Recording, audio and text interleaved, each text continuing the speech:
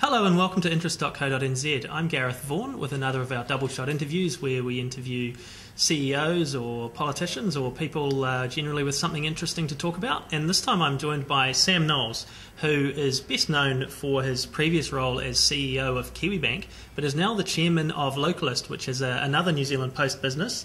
Started up about 6 months ago, Sam. And look, welcome to interest.co.nz. Thanks for coming in. So you started up Localist. This is one of their books. So this is a directories business. Would be the correct description? No, I guess it's what's called a directional media business, and these days those businesses are far more focused on providing information to customers where they are.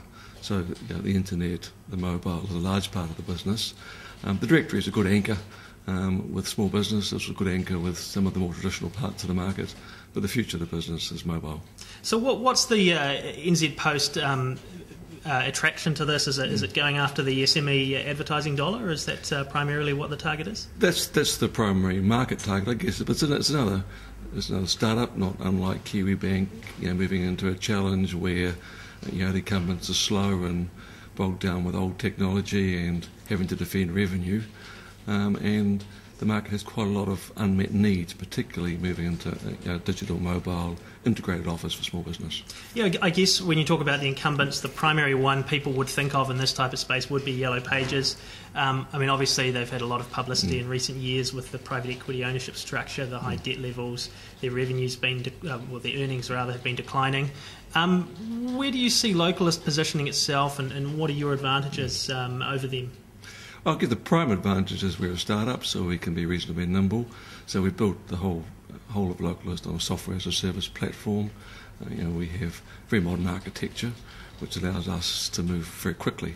So we can have a fully integrated offer to small business. It can start at the old traditional directory at the shop and move right through to a geolocated mobile app that can provide offers when you're standing outside the shop.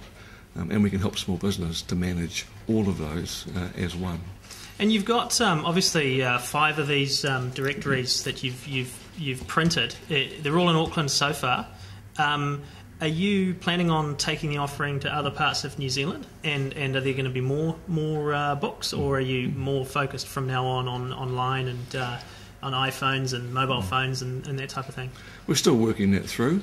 As we develop the model, we certainly are thinking about taking that to the rest of New Zealand. We haven't made a decision, and we haven't made a decision in quite the form. What we're finding is small business still need to talk to a person, sit in front of a salesman, have explained how we operate, and understand the benefits of working with someone that help them into the social media. So it needs to be face-to-face. And the economics of that means at the moment the book's an important component of the revenue stream.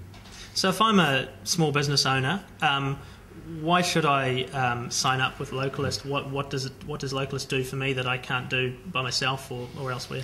Well, it's largely bringing together a bundle of services and trying to do it at a lower price point and do it better. The primary difference, I guess, is that we focus on content. What's good around here is the vision for the business, and allowing consumers via mobile and the internet to communicate the things they like in their neighbourhood, both the community and the business, and then allow other consumers to use that information to make their purchase decisions. So what sort of innovations can we expect to see from Localist in the next few months? We've seen, we just launched check-ins the other day on our Android and iPhone apps. There's local offers. When you're walking past the store, you can get local offers. We have something like 250 offers on the site at the moment. So it's a very low-cost way of a business providing an equivalent for one-day offer. They can provide it a week for a very low cost. So those are the directions that we're heading in. A lot of focus on content. We have a sort of rave and win where we encourage and reward people from providing reviews of businesses. So we've got a whole competitions that operate in that area. So we're building up rich content that connects consumers and businesses together. And how many customers, business customers, have you attracted to date? Yeah, we've got the database at the moment is about 45,000, so they get a free online listing for that, and so they're available in the search. And then we're building through these books. We've got these 5 books, which have somewhere between 7,000 and 10,000. Now, look, customers. Obviously, with a lot of the publicity that's been around Yellow Pages in recent years, people have said, "Oh, it's a sunset industry. People just use Google now." Are people asking you the same question? Why would I go with Localist when I can just search myself and use the internet separately? Yeah, I think most small businesses still need a support around how they market themselves and how they promote themselves locally. And what we're trying to do is a very low-cost package that provides that support and provides tools that doesn't make it difficult.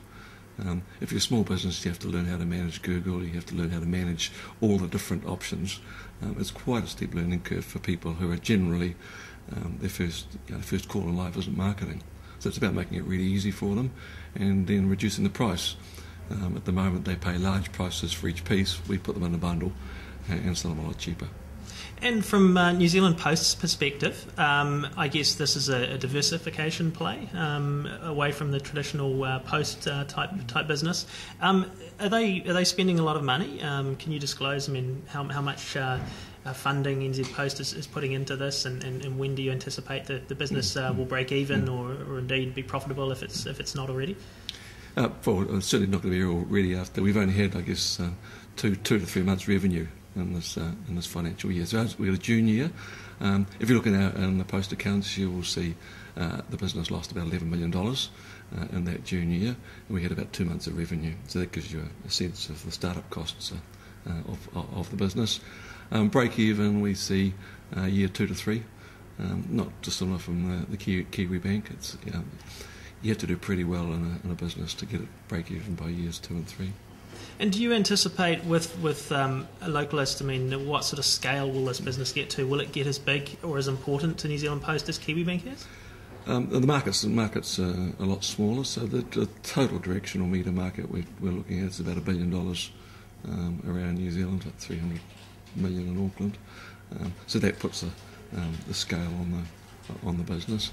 We're certainly, or Post is certainly seeing it as a significant part of its future business.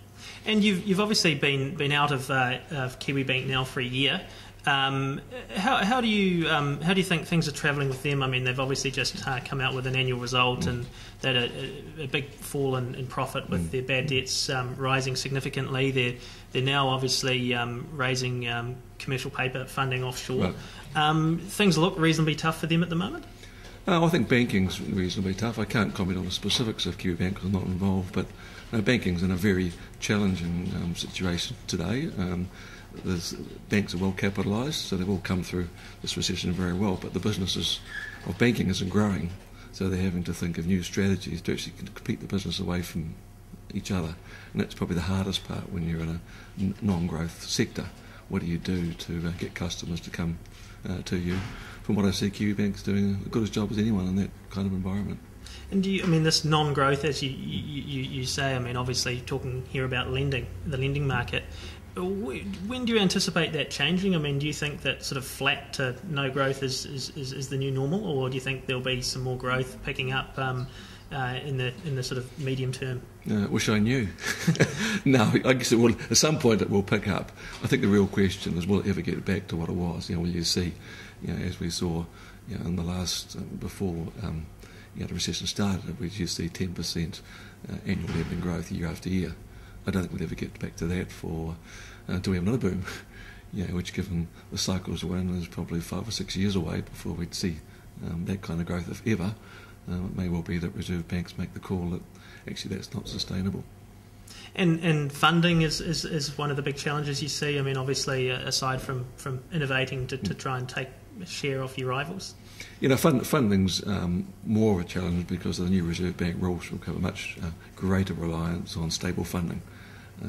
So it just means that people are competing for local funding much harder, which requires any competitive bank to operate a balanced funding book between New Zealand and offshore. So do you miss the industry at all? Some days, but no, I don't think anyone really misses banking in a recession. And look, what else do you do to keep yourself busy these days? I've got a range of chairmanship and director roles, generally in IT areas where I'm specialising in growth. I chair a Government ICT Council. I'm sorting out strategy for IT across government. On the Zero board, I chair another IT company called Unlimited Realities, and involved in a number of other startups in the IT area. So you're obviously very much in the role of a director / chairman now. Any chance you'd take another CEO role? No, I think I'm enjoying the role of being able to add value all the time, but sleep easily at night.